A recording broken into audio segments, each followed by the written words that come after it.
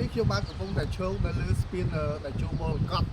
ដែលស្ពាននេះគឺស្ថិតនៅក្នុងក្រុងប្រសិទ្ធនុគឺឆ្ពោះពីក្រុងប្រសិទ្ធនុទៅកោះពោះបាទកោះពោះគឺខាងក្រោយខ្នងខ្ញុំបាននេះបាទខ្ញុំតាំងពីក្មេងមកខ្ញុំមានបំណងមួយថាខ្ញុំនឹងដើរលេងនៅក្នុងតំបន់រមណីយដ្ឋានមួយក៏ខេត្តផ្សេងនានានៅក្នុងប្រទេសជាតិកម្ពុជាហើយកាលពីក្មេងមកខ្ញុំឃើញនៅលើផែនទីធំមួយនៅកន្លែងផ្ទះអ៊ំស្រីខ្ញុំឃើញគេដាក់ស្លែពកដាក់10ដុល្លារការីមដូចការីខ្ញុំឆ្ងល់ហ្នឹងកាលនោះអាយុ10ឆ្នាំខ្ញុំថាអូធ្វើមិននេះខ្ញុំបានដើរលេងនៅតាមបណ្ដាខេត្តនៃប្រទេសកម្ពុជាយើងហ្នឹងណាបាទពេលខ្ញុំ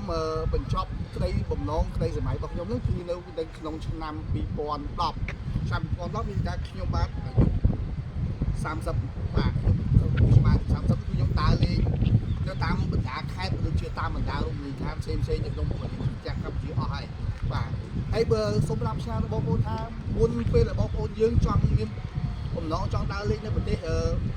ជិតខាងឬមួយក៏បណ្ដាប្រទេសផ្សេងនៅលើពិភពលោកចូលបងប្អូនយើងនាំគ្នាដើរលេងនៅក្នុងប្រទេសជាតិកម្ពុជាយើងអស់សិនបាទអស់រមណីយដ្ឋានឬមួយក៏អស់តាមបណ្ដាខេត្តសិនដោយសារតែសក្តានុពលសេដ្ឋកិច្ចសក្តានុពលទេសចរនៅប្រទេសជាតិកម្ពុជារបស់យើងនឹងក៏បញ្ចេញបរទេសបានដែរបាទអញ្ចឹងសូមចូលរួមគ្នាដើម្បីលើកស្ទួយ